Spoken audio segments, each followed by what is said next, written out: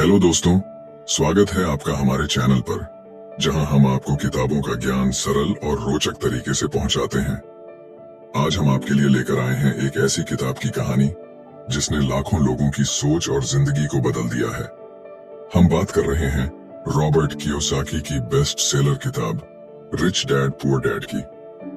ये किताब आपको पैसे की समझ, फाइनेंशियल एजुकेशन और अमीर बनने की मानसिकता को गहराई से समझने का मौका देती है।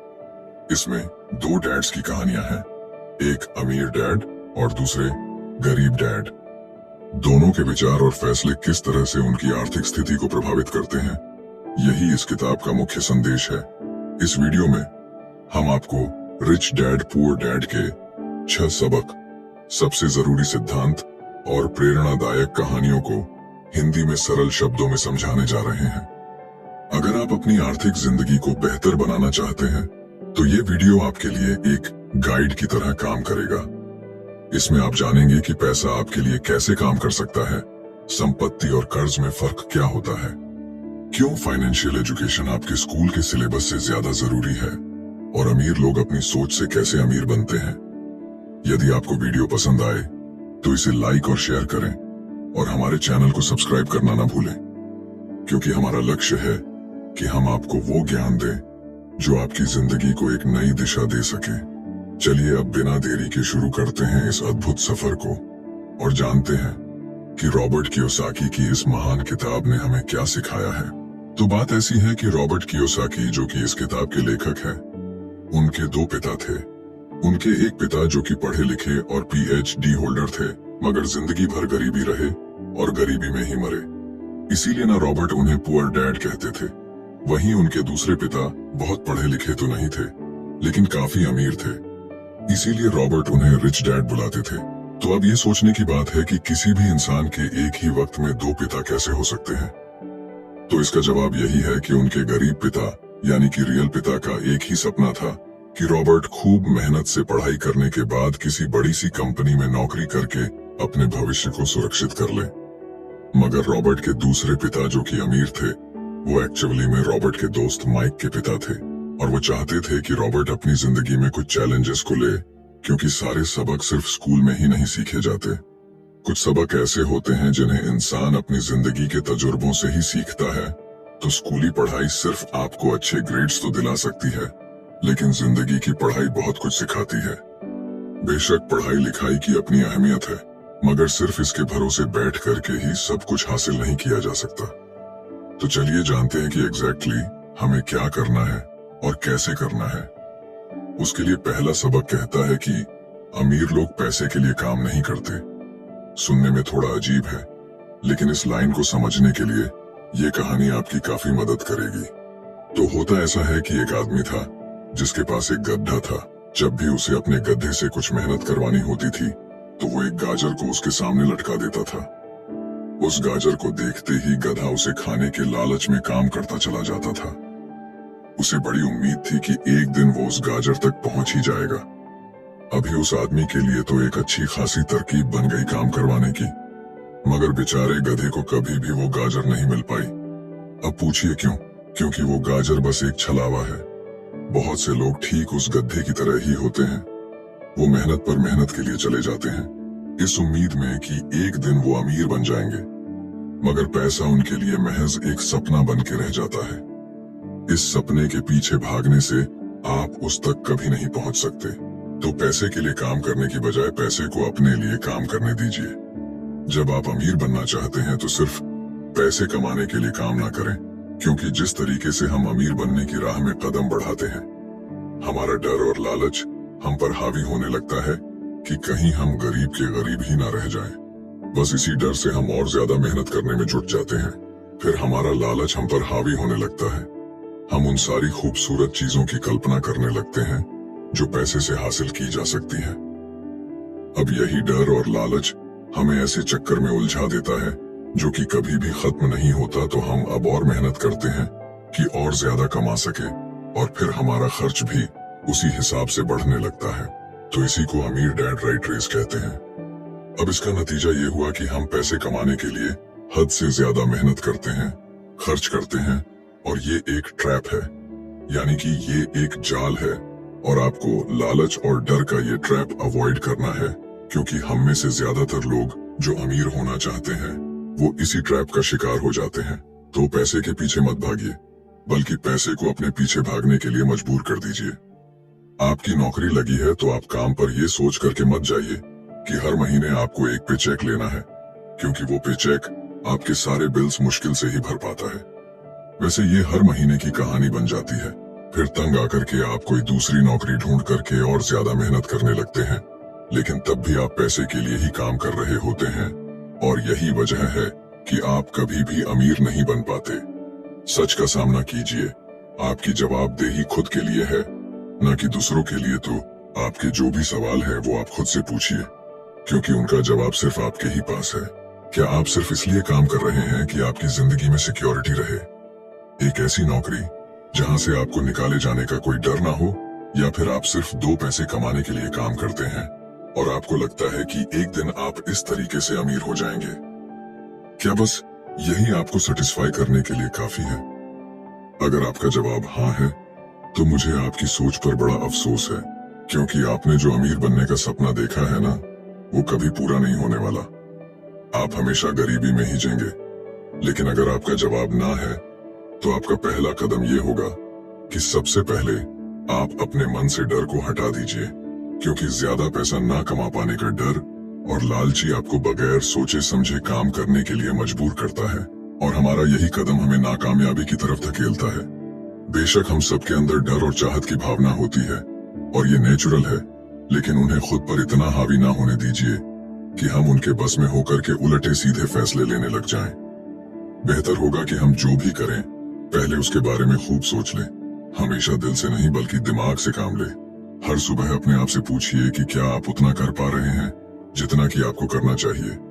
क्या आप अपनी पोटेंशियल का पूरा इस्तेमाल कर पा रहे हैं?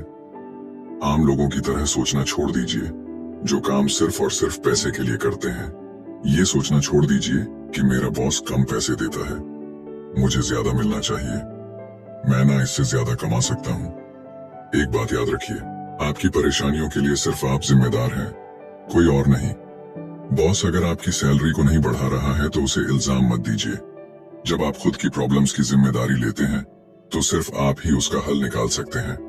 और यही वो पहला सबक और पहला प्रिंसिपल है जो कि आमिर डैड ने रॉबर्ट को सिखाया। इस सबक का एक पार्ट ये भी था कि अमीर डैड ने उन्हें एक कन्वीनियंस स्टोर में काम करने पर लगा दिया। उन्हें इस काम के कोई पैसे नहीं मिले, वो बस काम करते रहे, और इसका फायदा ये हुआ कि वो अपने दिल से काम में लगे रहे, और इस दौरान कई नए आइडियाज उनके दिमाग में आते रहे। पैसे को अपने पीछे कैसे भगाया जाए, इस बारे में उन्हें कई विचार मिले। उन्होंने देखा कि उस स्टोर की क्लर्क कॉमिक्स बुक के फ्रंट पेज को 2 हिस्सों में फाड़ देती थी। आधा हिस्सा वो रख लेती और आधा हिस्सा फेंक देती थी, तो देर शाम में स्टोर में एक डिस्ट्रीब्यूटर आया करता था। वो कॉमिक्स बुक्स के ऊपरी आधे हिस्से को क्रेडिट के लिए लेता, पर बदले में नई कॉमिक्स बुक्स दे जाया करता। तो एक दिन उन्होंने उस डिस्ट्रीब्यूटर से पूछा कि क्या वो पुरानी कॉमिक्स बुक्स ले सकते हैं। वो इस शर्त पर मान गया कि वो उन कॉमिक्स को बेचेंगे नहीं। ये उनके दिमाग में बिजनेस का एक नया आइडिया था।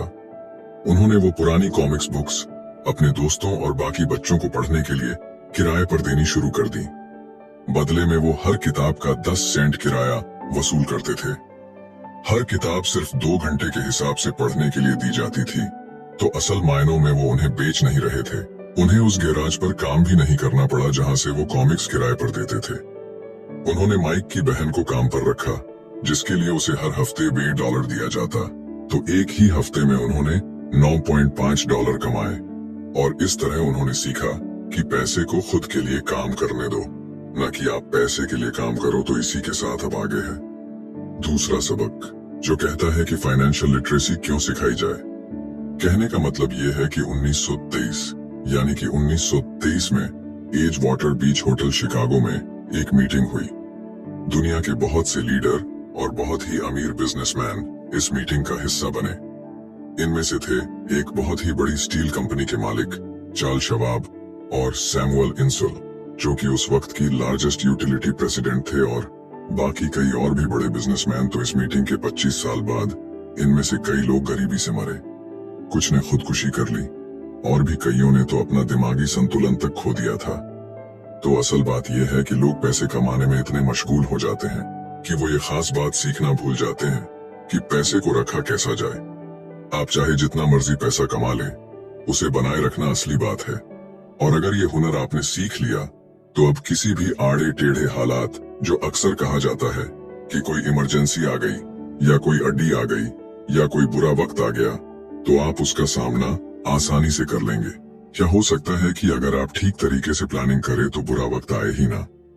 वैसे लॉटरी में मिलियन जीतने वाले लोग कुछ सालों तक तो मजे से जीते हैं, मगर फिर वापस उसी पुराने हालात में पहुंच जाते हैं। तो अधिकतर लोगों के सवाल होते हैं कि अमीर कैसे बने या अमीर बनने के लिए क्या करें। इन सवालों के जवाब से अधिकतर लोगों को निराशा ही होती है, मगर इसका सही जवाब होगा कि पहले आप फाइनेंशियल लिटरेट बनना सीखें। देखिए, अगर आपको एम्पायर स्टेट बिल्डिंग खड़ी करनी है तो सबसे पहले आपको एक गहरा खड्डा खोदना पड़ेगा, फिर उसके लिए एक मजबूत नींव रखनी पड़ेगी। लेकिन अगर आपको एक छोटा सा घर बनाना हो तो एक 6 इंच कंक्रीट स्लैब डाल करके भी आपका काम चल जाएगा। मगर अफसोस तो इसी बात का है कि हम में से ज्यादातर लोग 6 इंच स्लैब पर एक एम्पायर स्टेट बिल्डिंग खड़ी करना चाहते हैं, और वो ऐसा करते भी हैं तो जाहिर सी बात है कि बिल्डिंग टूटेगी ही टूटेगी। गरीब डैड रॉबर्ट से बस यही चाहते थे कि वो खूब पढ़ाई करे, लेकिन अमीर डैड उसे फाइनेंशियली लिटरेट बनाना चाहते थे। ज्यादातर स्कूल सिस्टम बस घर बनाना सिखाते हैं, मजबूत फाउंडेशन नहीं। स्कूली शिक्षा और पढ़ाई की अपनी अहमियत है, मगर असल जिंदगी में यही सब कुछ नहीं है। और इसी के साथ आगे है तीसरा सबक, जो कि कहता है कि लायबिलिटीज और एसेट्स के बीच में फर्क समझे और हमेशा एसेट्स खरीदे। वैसे सुनने में ये बड़ी आसान सी बात लगती है ना, लेकिन यही एक नियम है जो आपको अमीर बनाने में मदद करेगा। अक्सर गरीब और मिडिल क्लास लोग लायबिलिटीज को यानी कि जिम्मेदारियों को एसेट्स समझ लेते हैं, यानी कि अपनी संपत्ति समझ लेते हैं, मगर अमीर जानता है कि असल में एसेट्स होते क्या हैं, और वो वही खरीदता है अमीर डैड। किस यानी कि KISS किस प्रिंसिपल में यकीन रखते हैं, जिसका मतलब है कीप इट सिंपल स्टूपिड। उन्होंने लेखक और उसके दोस्त माइक को यही सिंपल बात सिखाई, जिसकी बदौलत वो इतनी मजबूत फाउंडेशन रखने में कामयाब रहे। इसी की यही सिंपल बात है कि लायबिलिटीज यानी कि अपनी जिम्मेदारियों और एसेट्स यानी कि संपत्ति के बीच में फर्क को समझे और एसेट्स खरीदे। लेकिन अगर ये इतना ही सिंपल है तो हर आदमी अमीर होता है ना। मगर यहाँ पर मामला उल्टा है। ये एक्चुअली में इतना सिंपल है कि हर कोई इस बारे में सोचता तक नहीं है। लोगों को लगता है कि उन्हें लायबिलिटीज और एसेट्स के बीच में फर्क पता है, मगर उन्हें सिर्फ लिटरेसी के बारे में मालूम है, फाइनेंशियल लिटरेसी के बारे में नहीं। मतलब ये कि इनकम स्टेटमेंट को प्रॉफिट और लॉस का स्टेटमेंट मानकर चलना चाहिए। इसका सिंपल सा मतलब है कि इनकम यानी कि आपके पास कितना पैसा आया, और एक्सपेंस यानी कि आपके पास से कितना पैसा खर्च हुआ। बैलेंस शीट एसेट्स और लायबिलिटीज के बीच बैलेंस बताती है। बहुत से पढ़े लिखे अकाउंटेंट को भी ये पता नहीं होता है कि आखिर बैलेंस शीट और इनकम स्टेटमेंट कैसे एक दूसरे से जुड़े हैं। और अगर हम इस बात को समझना चाहें तो एसेट्स वो चीजें होती हैं जो आपके लिए पैसे कमाने का काम करती हैं। मान लीजिए आप कोई घर खरीद करके उसे किराए पर देते हैं, तो उसी किराए से आप वो लोन भी चुका सकते हैं जो आपने घर खरीदने के लिए लिया था। अब घर भी आपका हुआ और उससे मिलने वाला किराया भी। इसके उलट लायबिलिटीज आपकी जेब से पैसे खर्च करवाती है, जैसे कि घर खरीद करके उसमें रहने से आपको कोई किराया नहीं मिलने वाला। तो अब आप समझ गए होंगे कि अगर अमीर बनना है तो एसेट्स खरीदिए और गरीब ही रहना है। तो लायबिलिटीज अमीर लोगों के पास ज्यादा पैसा इसलिए होता है कि वो इस KISS keep it simple stupid principle पर यकीन करते हैं। वहीं दूसरी तरफ गरीब लोग इस प्रिंसिपल को ठीक से समझ ही नहीं पाते। इसीलिए इस बात पर जोर दिया जा रहा है कि सिर्फ लिटरेट नहीं बल्कि फाइनेंशियल लिटरेट बनिए। सिर्फ नंबर से कुछ नहीं होता। फर्क तो तब पड़ता है जब आप अपनी कहानी खुद लिखे। अधिकतर परिवारों में देखा गया है कि जो मेहनती होता है उसके पास पैसा भी ज्यादा होता है, मगर उसका फायदा क्या? जब सारा पैसा लायबिलिटीज में ही खर्च हो जाए तो आइए समझते हैं कि मिडिल क्लास आदमी अपना पैसा किस तरीके से खर्च करता है। और अगर यही उनका तरीका रहता है तो सारी जिंदगी वो मिडिल क्लास ही बनकर रहेंगे, या क्या पता उससे भी नीचे चले जाएं, क्योंकि आप देख सकते हैं कि उनका सारा पैसा लायबिलिटीज यानी कि जिम्मेदारियों में ही खर्च हो रहा है। कभी मोर्टगेज, कभी रेंट, कभी car loan, house loan, credit card का बिल फीस, बिजली का बिल और भी ना जाने क्या क्या। उनकी सारी कमाई इसी में खर्च हो जाती है। दूसरी ओर गरीब लोग हैं जिनकी कोई लायबिलिटी तो नहीं है, मगर उनके कोई एसेट्स भी तो नहीं होते। वो भी पैसा कमाते हैं, सैलरी पाते हैं, मगर हर रोज के खर्चों में उनका सारा पैसा उड़ जाता है। माना कि एक गरीब आदमी $1000 कमाता है, उसमें से $300 वो अपने छोटे से घर के किराए में खर्च करता है, $200 उसके आने जाने का किराया, $200 टैक्स और $300 खाने और कपड़ों में खर्च हो जाता है। तो अब उसके पास बचा क्या? कुछ भी नहीं। और कभी कभी तो उधार लेकर के भी उसे काम चलाना पड़ता है, जिससे कि वो और भी ज्यादा गरीब हो जाता है। इसके विपरीत अमीर लोग एसेट्स खरीद के रखते हैं, फिर उनके वो एसेट्स उन्हें और पैसा कमा कर देते हैं। उनकी कमाई इस तरह 2 से 4, 4 से 8 होती जाती है। अधिकतर अमीर लोग दिमाग से काम लेते हैं और वो घर लोन पर लेकर उसे किराए पर लगा देते हैं। बिना मेहनत के हर महीने किराया मिलता है, जिससे वो अपना लोन भी चुकता कर लेते हैं। इसे कुछ यूं समझते हैं, आप मानिए कि लोन की इंस्टॉलमेंट $1 है, तो ये अपने घर का $2 किराया वसूल करेंगे, $1 बैंक को देंगे, $1 अपनी जेब में तो हो गया ना। बिना मेहनत के पैसा कमाना तो एक्चुअली में अमीर डैड और गरीब डैड के बीच बस सोच का फासला है। अपना पैसा कैसे खर्च करें, सिर्फ यही मुद्दे की बात है और कुछ नहीं। 1966 के दिनों में अगर बच्चों से पूछा जाता था कि वो बड़े होकर क्या बनेंगे, तो सबके पास यही जवाब होता था कि वो अच्छे ग्रेड्स लाएंगे और डॉक्टर बनेंगे, इंजीनियर बनेंगे। तब सबको यही लगता था कि अच्छे ग्रेड्स लेकर के वो बहुत पैसा कमा सकेंगे। हालांकि उनमें से बहुत बच्चे आज बड़े होकर के डॉक्टर बन चुके हैं। बावजूद इसके उनमें से काफी लोग आज भी फाइनेंशियली स्ट्रगल करते नजर आएंगे, क्योंकि उन्हें हमेशा यही लगा कि ज्यादा पैसा कमाने से उनकी सारी परेशानियां दूर हो जाएंगी। मगर आज के दौर में ऐसा नहीं है। आज बहुत से बच्चे फेमस एथलीट बनना चाहते हैं, या फिर सीईओ, या फिर कोई मूवी स्टार या रॉक स्टार, क्योंकि उन्हें पता है कि सिर्फ अच्छी पढ़ाई और अच्छे ग्रेड्स के भरोसे बैठ करके वो करियर में सक्सेस नहीं पा सकते। आजकल फाइनेंशियल नाइटमेयर बहुत आम हो गया है। अक्सर नए शादीशुदा जोड़े ये सोचते हैं कि उनकी सैलरी अब डबल हो जाएगी, क्योंकि दोनों जने कमा रहे हैं। एक छोटे से घर में रहते हुए वो अब बड़े घर के सपने देखते हैं, इसीलिए वो पैसा बचाना शुरू कर देते हैं। इसकी वजह से उनका सारा ध्यान सिर्फ अपना कैरियर बनाने पर होता है। उनकी कमाई बढ़ने लगती है तो जाहिर है उसी हिसाब से खर्चे भी बढ़ेंगे। तो मुद्दा मामला ऐसा है कि अब जब आप फाइनेंशियल लिटरेट हुए बिना पैसा बनाते हैं या बिना सोचे समझे उसे खर्च करते हैं, तो होता यह है कि आप पहले से भी ज्यादा खर्चा करने लगते हैं। ये एक ऐसा चक्कर है जो फिर से चलता ही रहता है। नई जोड़े ने अब इतना पैसा कमा लिया है कि वो एक बड़ा घर खरीद सके। उन्हें तो यही लगेगा कि वो अब थोड़े अमीर हो गए हैं, मगर असलियत तो ये है कि बड़े घर के साथ उन्होंने नई लायबिलिटीज भी खरीद ली है। उनके कैश फ्लो में अब प्रॉपर्टी टैक्स का खर्च बढ़ गया है। अब उन्हें एक नई गाड़ी भी चाहिए, फर्नीचर भी चाहिए, सब कुछ नया। उनकी लायबिलिटीज बढ़ती ही चली जा रही है और ज्यादातर होता यही है कि इनकम के साथ साथ खर्चे भी बढ़ने लगते हैं। फिर एक दिन अचानक इस सच्चाई का खुलासा होता है, मगर तब तक हम इस राइट रेस में बुरे तरीके से फंस चुके होते हैं। फिर ऐसे ही लोग हमारे लेखक रॉबर्ट के पास आकर के पूछते हैं कि अमीर कैसे बना जाए। अब यही सवाल तो मुसीबत की जड़ है, क्योंकि सबको लगता है कि पैसा ही हर चीज का इलाज है। ये मानना ही एक बड़ी गलती है। उनकी समस्या ये नहीं है कि वो ज्यादा पैसा नहीं कमा रहे, बल्कि ये है कि जो कुछ उनके पास है उसे हैंडल कैसे करें। वैसे एक कहावत है जो यहाँ पर लागू होती है, जब तुम खुद को एक गहरे गड्ढे में पांव तो और खोदना छोड़ दो। क्योंकि ज्यादातर लोग पब्लिक स्पीकिंग से घबराते हैं। मनोचिकित्सक यानी कि साइकेट्रिस्ट का मानना है कि लोग इसलिए घबराते हैं क्योंकि उन्हें रिजेक्शन का डर होता है, औरों से अलग होने का डर होता है। लोग हमारे बारे में क्या सोचेंगे या हम पर वो कहीं हंसेंगे तो नहीं, बस यही सोचकर कि ज्यादातर लोग पब्लिक स्पीकिंग से दूर भागते हैं। वो वही करना पसंद करते हैं जो सब कर रहे होते हैं। ऐसे लोग खुद को भीड़ का हिस्सा बना करके संतुष्ट हो जाते हैं। आपका घर आपका सबसे बड़ा एसेट है, लोन लीजिए। अरे अब तो प्रमोशन हो गया है, अब तो सैलरी बढ़ गई है, तो नया घर तो ले ही लो। यही सब बातें ना हम लोगों से सुनते आ रहे हैं, और फिर हम भी ना उसी रास्ते पर चल पड़ते हैं, क्योंकि जो सब कर रहे हैं वो जरूर से सही ही होगा। भाई इतने सारे लोग मिलकर के कोई गलती तो नहीं कर सकते। ना ऐसा हम सोचते हैं, राइट? मगर नहीं, ऐसा बिल्कुल भी नहीं है।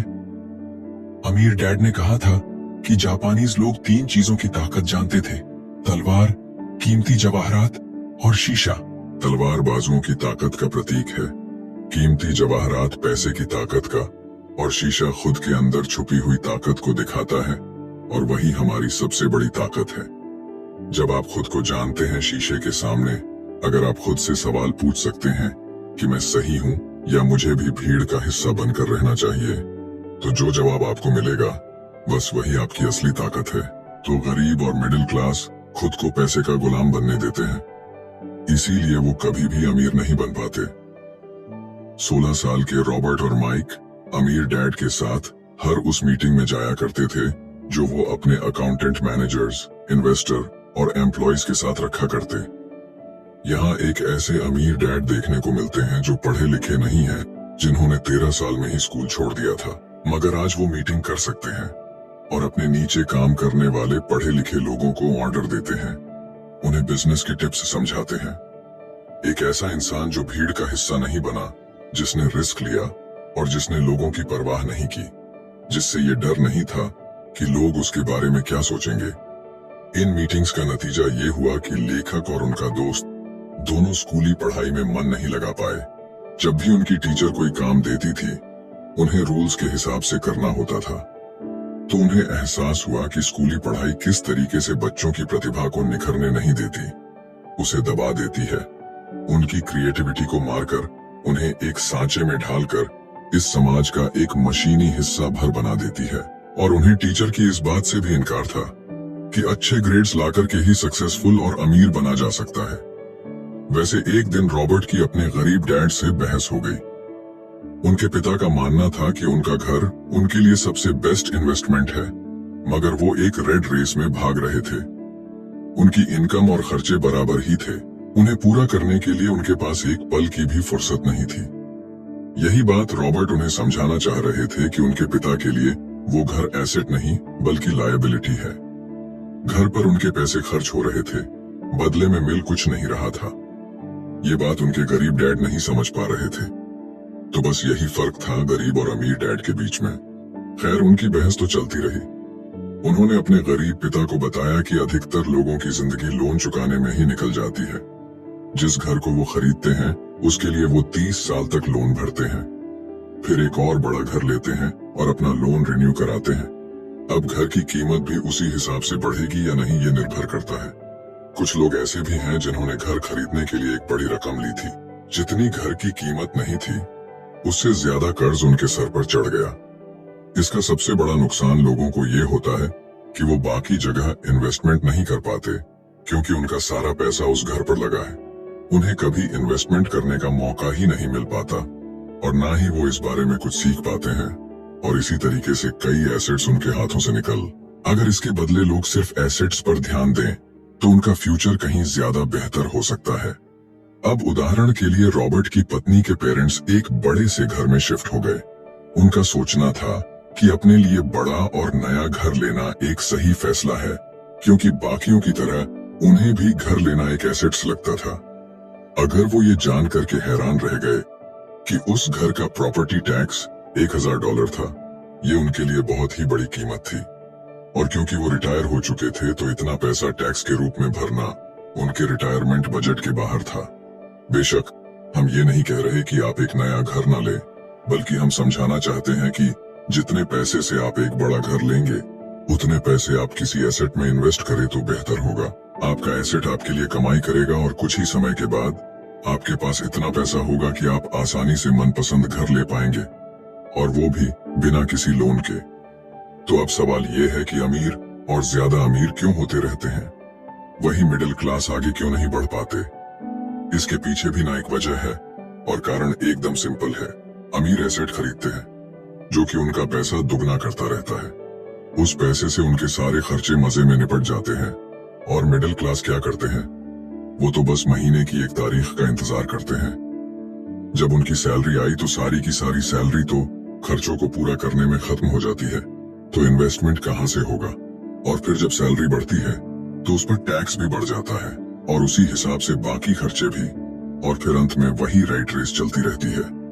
कहने का मतलब ये है कि एक कर्ज में डूबा समाज जहां पर हम रहते हैं, मतलब ये कि अपने घर को एसेट समझना ही वो रीजन है जो कि हमें कर्ज के बोझ तले दबाती है।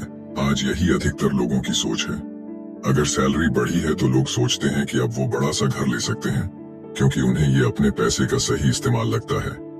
इसके बदले अगर वो पैसा सही जगह लगाया जाए तो उनकी जिंदगी हमेशा के लिए बदल सकती है। लेकिन ऐसा हो नहीं पाता, क्योंकि उनका सारा वक्त हार्ड तोड़ मेहनत करने में चला जाता है। अपनी नौकरी को सेफ जोन समझ करके वे उससे अलग कुछ सोच ही नहीं पाते, और साथ ही उन पर कर्ज का इतना बोझ होता है कि वो नौकरी छोड़ने का रिस्क ले ही नहीं सकते। अब जरा खुद से सवाल कीजिए कि आज आप नौकरी छोड़कर बैठ जाते हैं तो कितने दिन आपका गुजारा चलेगा? क्योंकि अगर आप फाइनेंशियली लिटरेट नहीं है, अगर आपने सारी उम्र सिर्फ सैलरी के भरोसे ही काटी है और एसेट्स के बदले आपने लायबिलिटीज पाल ली है, तो यकीनन आपकी जिंदगी बहुत ही कड़ी चुनौती है। सिर्फ नेटवर्थ के भरोसे आपका काम नहीं चल सकता। नेटवर्थ बताता है कि आपके पास वाकई में कितना पैसा है, चाहे वो गैराज में पड़ी पुरानी कार के रूप में ही क्यों ना हो। अब भले ही वो कार कुछ काम की ना हो, जबकि वेल्थ का मतलब है कि आपके पास जो पैसा है उससे आप कितना और पैसा कमा रहे हैं। जैसे कि मान लीजिए कि आपके पास कोई एसेट है जिससे हर महीने मुझे $3000 की कमाई हो जाती है और हर महीने आपके $6000 खर्च होते हैं, तो मैं सिर्फ आधे महीने ही अपना गुजारा कर पाऊंगी। तो सोल्यूशन ये होगा कि अपने एसेट से मिलने वाले पैसे को आप बढ़ा दें। जब वो $6000 आपको मिलने लगेगा तो आप रातों रात अमीर नहीं हो जाएंगे, मगर इस तरह आप वेल्थी होने लगेंगे। अब अगर आप अचानक नौकरी छोड़ते भी हैं तो आपके एसेट्स आपका सारा खर्च कवर कर लेंगे। अब वेल्थी तभी बन पाएंगे जब आपके खर्च आपके एसेट्स की ग्रोथ से कम रहे, और इसी के साथ आगे है चौथा सबक, जो कहता है कि अपने काम से काम रखें। दुनिया की सबसे बड़ी फूड चेन मैकडोनाल्ड के फाउंडर रे क्रॉकनी एक MBA क्लास में की स्पीच थी। ये 1947 की बात है। उनकी ये स्पीच बड़ी ही शानदार थी। लोगों को प्रेरित करने वाली स्पीच के बाद जब MBA क्लास के स्टूडेंट्स ने कुछ वक्त उनके साथ बिताने की गुजारिश की तो वो उनके साथ बियर पीने चले गए। बातों बातों में रे ने अचानक एक सवाल किया कि क्या आप लोग जानते हैं कि मैं किस बिजनेस में हूँ? अब ये बात तो सबको मालूम थी कि वो हैमबर्गर बेचते थे। इस बात पर वो हंसने लगे और बोले कि उनका असल बिजनेस तो रियल एस्टेट है, क्योंकि मैकडोनाल्ड के लिए हर लोकेशन का चुनाव सोच समझ कर किया जाता है। जहां उसकी फ्रेंचाइज बनाई जाती है वो जमीन भी साथ ही बेची जाती है। तो इसका सीधा सा मतलब है कि मैकडोनाल्ड की फ्रेंचाइज खरीदने वाले को वो जमीन भी खरीदनी पड़ती थी। तो इस तरीके से ये एक रियल एस्टेट बिजनेस भी हुआ। यही सबक अमीर डेंड ने रॉबर्ट को सिखाया कि अक्सर लोग खुद के लिए छोड़ करके बाकी सबके लिए काम करते हैं। वो टैक्स पे करके गवर्नमेंट के लिए काम करते हैं, वो उस कंपनी के लिए काम करते हैं जहां वो नौकरी करते हैं, बैंक का मॉर्गेज देकर उसके लिए काम करते हैं, और ये सब इसलिए क्योंकि हमारा एजुकेशन सिस्टम ही ऐसा है। स्कूल हमें एम्प्लॉय बनना सिखाता है, ना कि एम्प्लॉयर। जो आप पढ़ते हैं वही आप बनते हैं। अगर आपने साइंस पढ़ी है तो डॉक्टर, मैथमेटिक्स पढ़ी है तो इंजीनियर, मतलब जो भी आपने पढ़ा है वो आप बने। अब मुसीबत तो ये है कि इससे छात्रों का कोई भला नहीं हो पाता, क्योंकि वो नौकरी और बिजनेस के बीच के फर्क में उलझ कर रह जाते हैं। जब कोई पूछता है कि आपका क्या बिजनेस है तो आपको ये नहीं बोलना चाहिए कि मैं तो एक डॉक्टर हूँ या एक बैंकर हूँ, क्योंकि वो आपका प्रोफेशन है, बिजनेस नहीं। कहने का मतलब ये है कि आप जो भी करते हैं उसे अपना बिजनेस बनाइए, नौकरी नहीं। अपनी सारी उम्र दूसरों के लिए काम करके उन्हें अमीर करने में बर्बाद ना करें, बल्कि खुद की जिंदगी को खुशहाल बनाने के लिए काम करें।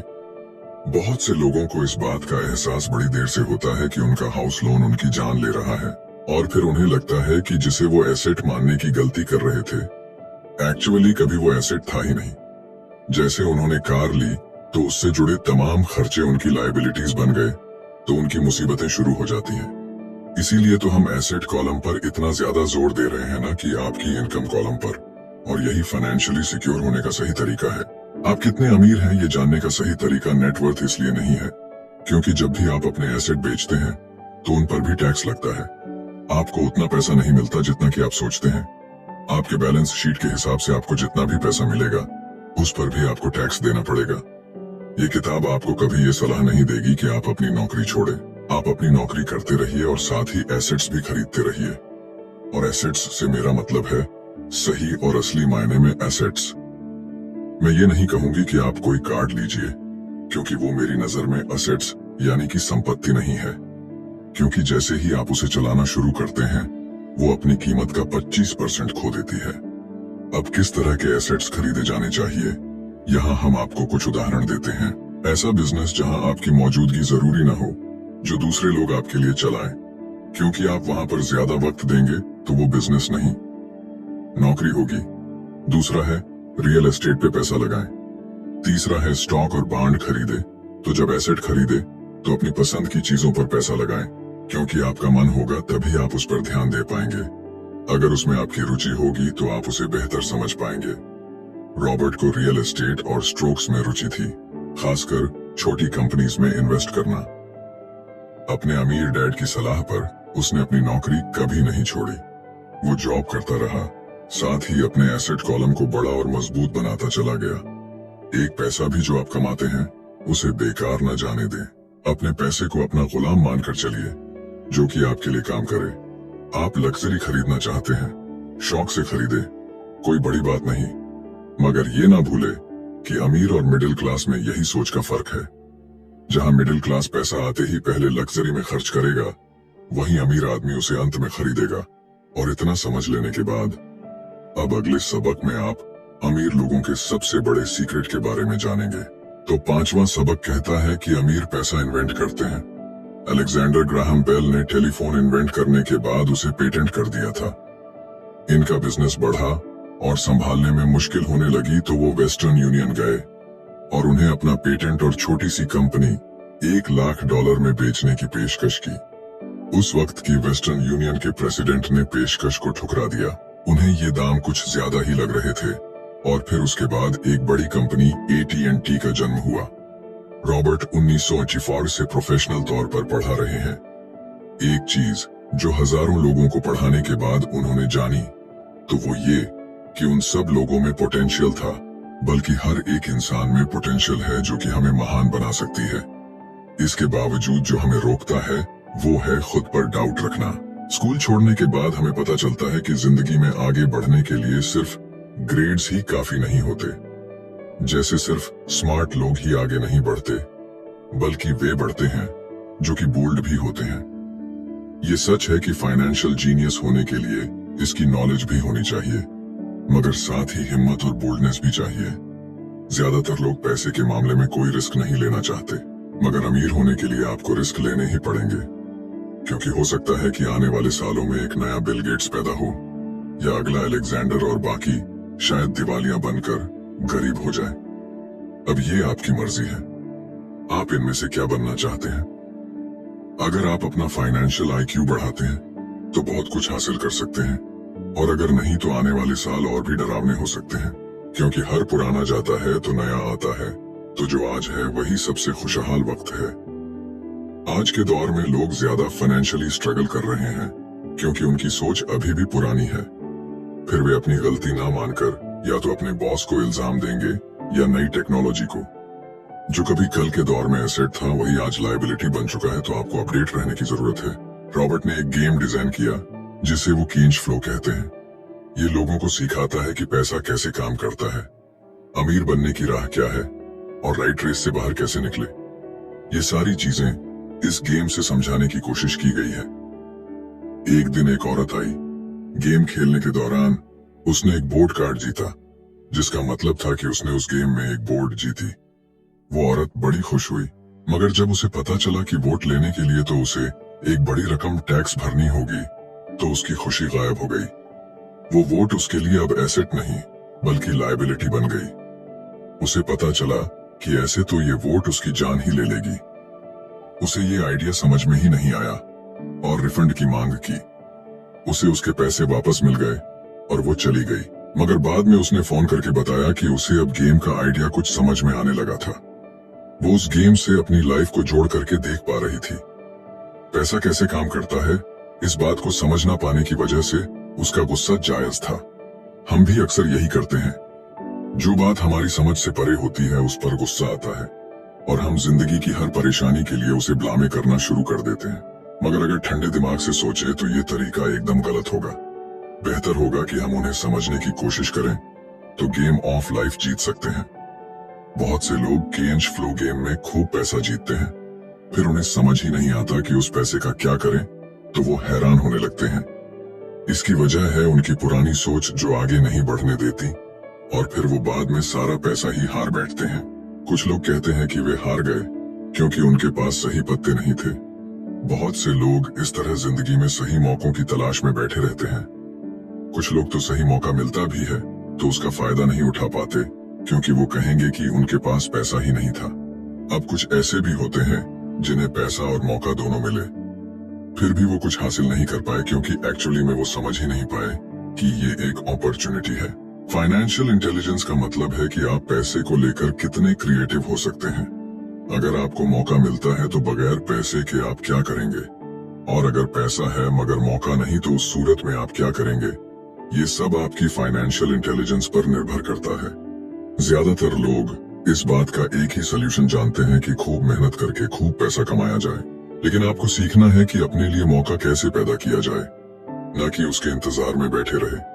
सबसे खास बात अमीरों की जो है वो ये है कि उन्हें पता है कि पैसा असली चीज नहीं है।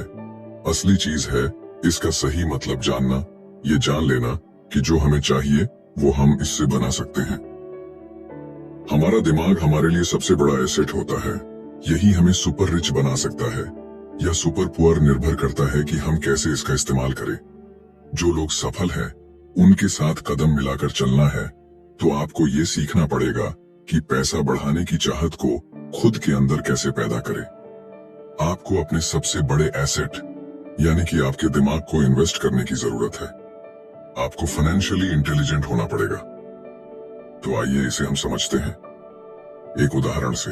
1990 के दशक में एरिज़ोना और फिनिक्स के आर्थिक हालात बुरे चल रहे थे। वहां के लोगों को हर महीने $100 बचाने की सलाह दी जा रही थी। बुरे वक्त के लिए पैसा बचाने का विचार कुछ हद तक सही भी है, मगर उस पैसे का क्या फायदा जो आप जमा करते जाते हैं। इससे तो अच्छा है कि उनका कुछ हिस्सा इन्वेस्ट किया जाए जो कि आगे चलकर आपको फायदा दे। खैर, बात करते हैं एरिज़ोना और फिनिक्स के लोगों की जो आर्थिक तंगी झेल रहे थे। ऐसे में इन्वेस्टर को ये एक बढ़िया मौका लगा। लोग जो अपनी प्रॉपर्टी अपने पौने दामों में बेच रहे थे उसे कई इन्वेस्टर्स ने हाथों हाथ खरीद लिया। रॉबर्ट ने भी $75,000 की कीमत वाला एक घर सिर्फ $20,000 में खरीद लिया। इसके बाद उन्होंने अर्टोनी के ऑफिस में एक ऐड दिया, $75,000 वाला घर सिर्फ $60,000 में। बस इसे लेने के लिए ग्राहक टूट पड़े। रॉबर्ट का फोन बजना बंद ही नहीं हो रहा था कि ये पैसा उनको उस एसेट से मिलने जा रहा था जो उन्होंने प्राइमरी नोट के रूप में ग्राहक से लिया था, और उन्हें ये पैसा कमाने में केवल 5 घंटे लगे। उन्होंने जो $40,000 इन्वेंट करे वो उनके एसेट कॉलम से क्रिएट हुए थे, और बगैर टैक्स के उन्होंने अचानक ही मिले एक मौके का फायदा उठाकर ये पैसा क्रिएट अपने इनकम कॉलम में ऐड कर लिए। कुछ सालों के बाद ही उनके इस बिजनेस ने इतना पैसा क्रिएट किया कि उनकी कंपनी की कार, गैस, इंश्योरेंस, क्लाइंट के साथ डिनर, ट्रिप और बाकी चीजें सब कवर हो गईं। जब तक गवर्नमेंट उन खर्चों पर टैक्स लगाती, इनमें से ज्यादातर चीजें प्री टैक्स एक्सपेंसेस में खर्च हो चुकी थी। कुछ सालों के बाद ही जो घर $60,000 में बिका था, अब वो $1,10,000 का था। अभी भी उनके पास कुछ मौके थे, मगर वो इतने कम थे कि उनके लिए रॉबर्ट को एक वैल्यूएबल एसेट लगाना पड़ता, और अपना वक्त भी तो वो आगे बढ़ गए। उन्हें अब नए मौकों की तलाश करनी थी। अब आप एक सवाल खुद से कीजिए, मेहनत करना भी बहुत मेहनत का काम है। 50% टैक्स भरिए और बाकी बचाइए। अब वो सेविंग्स आपको 5% इंटरेस्ट देगी, और फिर उस पर भी आप और टैक्स भरे। इससे तो अच्छा होगा कि आप अपना पैसा और टाइम अपने सबसे पावरफुल एसेट यानी कि अपने दिमाग पर इन्वेस्ट करें और फाइनेंशियली इंटेलिजेंट बने। ये दुनिया कभी भी एक सी नहीं रहती, जो आज या कल नहीं होगा। कभी मंदी तो कभी तेजी का दौर चलता रहेगा। वक्त के साथ टेक्नोलॉजी और भी बेहतर होती जाएगी। आज मार्केट ऊपर है तो कल नीचे होगा। खासकर स्टॉक मार्केट तो हर रोज बदलता है, मगर इससे आपको क्या फर्क पड़ेगा? अगर आप फाइनेंशियली इंटेलिजेंट है तो क्योंकि आप तो हर हालात के लिए तैयार रहेंगे। आपको जिंदगी में बेशुमार मौके मिलेंगे जहां पर आप अपनी फाइनेंशियल इंटेलिजेंट का फायदा उठा सकते हैं। जरूरत है तो बस उन मौकों को लपकने की। अमूमन हम दो तरह के इन्वेस्टर देख सकते हैं। पहले वो जो पैकेज इन्वेस्टमेंट खरीदते हैं, और ये काफी आसान और बगैर झंझट का काम है। दूसरे इन्वेस्टर अपने लिए खुद ही इन्वेस्टमेंट क्रिएट करते हैं। इनको आप प्रोफेशनल भी कह सकते हैं। जितना ये इन्वेस्ट करते हैं उससे कई गुना ज्यादा पैसा बना लेते हैं। अब अगर आप इस तरह के इन्वेस्टर बनना चाहते हैं तो आपको खास तौर पर इन 3 स्किल्स को समझने की जरूरत है। पहली, ऐसी अपॉर्चुनिटी ढूंढिए जो कि बाकी न ढूंढ सके। याद रहे कि आपका दिमाग वो देख सकता है जो बाकियों की आंखें भी नहीं देख पाए। दूसरा है, पैसा बढ़ाइए। जब पैसे की जरूरत पड़े तो मिडिल क्लास केवल बैंक जाता है, मगर दूसरे टाइप के इन्वेस्टर पैसा बढ़ाकर के कैपिटल रेस करते हैं। उन्हें हमेशा बैंक की जरूरत नहीं पड़ती। और आगे ये तीसरा, स्मार्ट लोगों को ऑर्गेनाइज कीजिए। इंटेलिजेंट लोग वो होते हैं जो अपने से ज्यादा स्मार्ट लोगों के साथ मिलकर के काम करते हैं। इसीलिए इन्वेस्ट करने से पहले अपने इन्वेस्टमेंट एडवाइजर को चुनें। मुझे मालूम है कि ये सब आपके लिए कुछ ज्यादा है, मगर इसके रिवॉर्ड्स तो बड़े ही शानदार हैं। जिंदगी में रिस्क बहुत है, लेकिन उन्हें हैंडल करना सीख करके ही आप अमीर बन पाएंगे। और इसी के साथ आगे है 6वां सबक, सीखने के लिए काम करे, पैसे के लिए नहीं। तो बात ऐसी है कि एक बार एक जर्नलिस्ट ने रॉबर्ट का इंटरव्यू लिया था। रॉबर्ट उसके आर्टिकल पहले भी पढ़ चुके थे और उस जर्नलिस्ट के लिखने के स्टाइल से बहुत ही प्रभावित थे। इंटरव्यू जब पूरा हुआ तो उस जर्नलिस्ट ने रॉबर्ट को बताया कि वो एक मशहूर लेखिका बनकर उनकी ही तरह एक दिन फेमस होना चाहती है। तो रॉबर्ट ने उनसे पूछा, तो ऐसा क्या है जो उन्हें मशहूर होने से रोक रहा है? इस सवाल के जवाब में उस जर्नलिस्ट ने कहा, उनकी जॉब आगे नहीं बढ़ पा रही है। इस पर रॉबर्ट ने सुझाव दिया कि उस जर्नलिस्ट को कोई सेल्स क्लास ज्वाइन कर लेनी चाहिए। जर्नलिस्ट ने बताया कि उनकी एक दोस्त उन्हें पहले ही ये ऑफर दे चुकी है, मगर उन्हें ये छोटा काम लगता है। वो ये भूल गई थी कि रॉबर्ट खुद कभी सेल्स स्कूल जा चुके थे। तो इस बात का पॉइंट ये है कि अगर आपके पास कोई टैलेंट है जिसके दम पर आप कुछ पैसा कमाना चाहते हैं, तो आपका टैलेंट काफी नहीं होगा, क्योंकि उस टैलेंट को कैसे भुनाया जाए जब तक आप ये बात नहीं जानते, आपका टैलेंट यूं ही बेकार है। जब तक आप उसे लोगों के सामने पेश करने का हुनर नहीं सीख जाते, आप कुछ नहीं कमा सकते। तो बेचने की कला सीखने में कोई शर्म की बात नहीं है। किसी भी सेल्समैन को इसके लिए शर्मिंदा नहीं होना चाहिए। एक तो सबसे बड़ा फर्क अमीर डैड और गरीब डैड के बीच में था, वो ये है कि गरीब डैड हमेशा नौकरी की चिंता करते थे कि जॉब हमेशा सिक्योर रहे, क्योंकि एक सेफ जॉब ही उनके लिए सब कुछ थी। जबकि अमीर डैड हमेशा सिर्फ और सिर्फ कुछ सीखने पर जोर देते थे। अमीर बनने के लिए आपको बहुत कुछ सीखना पड़ेगा। इसके अलग पहलू को देखें तो स्कूल हमें रिवॉर्ड करते हैं किसी एक ही खास चीज में महारत के लिए। इसका एक उदाहरण देखिए, जब डॉक्टर मास्टर की डिग्री लेते हैं तो उसके बाद किसी एक स्पेशल फील्ड में डॉक्टरेट करते हैं, जैसे कि पीडियाट्रिक या कुछ और। मतलब एक छोटे से विषय पर उन्हें बहुत पढ़ना पड़ता है उस फील्ड में महारत के लिए, और यही उनका रिवॉर्ड होता है। ऐसे ही बहुत कुछ जानने के लिए जो थोड़ा बहुत आप सीखते हैं, वो नॉलेज तभी आएगी जब आप अलग अलग कंपनीज के लिए काम करेंगे, दुनिया की अलग अलग चीजों को जाएंगे, चीजें कैसे काम करती है, ये सभी बातें अनुभव करेंगे, तभी आपकी नॉलेज बढ़ेगी। शायद यही वजह थी कि अमीर डैड छोटे रॉबर्ट और माइक को अपने साथ लेकर जाते थे जब वे अपने डॉक्टर, अकाउंटेंट्स, लॉयर या किसी प्रोफेशनल से मिलने जाते। जब रॉबर्ट ने मैरिन कॉर्प्स ज्वाइन करने के लिए अपनी हाई पेइंग जॉब छोड़ी, तो उसके गरीब मगर पढ़े लिखे पिता समझ नहीं पा रहे थे कि रॉबर्ट ने ऐसी शानदार नौकरी क्यों छोड़ी। वे गलत तरह से इस फैसले से सख्त निराश हुए। रॉबर्ट ने उन्हें समझाने की हर मुमकिन कोशिश की कि उनका ऐसा करना क्यों जरूरी था, मगर उन्हें तो ये बात हजम ही नहीं हो रही थी। रॉबर्ट ने उन्हें कहा कि वो सीखना चाहते हैं कि खुले आसमान में कैसे उड़े। उन्हें जानना था कि वर्कर्स की टीम को कैसे हैंडल किया जाए। किसी भी कंपनी को अपने बलबूते पर चलाना कितना मुश्किल काम है। रॉबर्ट ये सब सीखना चाहते थे। वियतनाम से लौटने के बाद रॉबर्ट ने अपनी जॉब से रिजाइन कर दिया और जेरोक्स कॉर्प्स को ज्वाइन कर लिया। उन्हें ये नौकरी किसी फायदे के लिए नहीं चाहिए थी। वो इतने शर्मीले थे कि किसी को कुछ भी बेचने के ख्याल से ही उन्हें पसीना आ जाता। अपनी इसी कमी को दूर करने के लिए उन्होंने जेरोक्स के सेल्स ट्रेनिंग प्रोग्राम की शिक्षा ली। इसके बाद रॉबर्ट ने खुद अपनी कंपनी की शुरुआत की और अपना पहला शिपमेंट भेजा। वे अगर इसमें नाकामयाब रहते तो पक्का दिवालिया हो जाते, लेकिन उन्होंने ये रिस्क लिया और अपने अमीर डैड की सीख को याद रखा कि बेशक आप 30 की उम्र से पहले दिवालिया होने का रिस्क ले सकते हो, क्योंकि इस उम्र में आपको रिकवर होने का मौका भी मिल जाता है।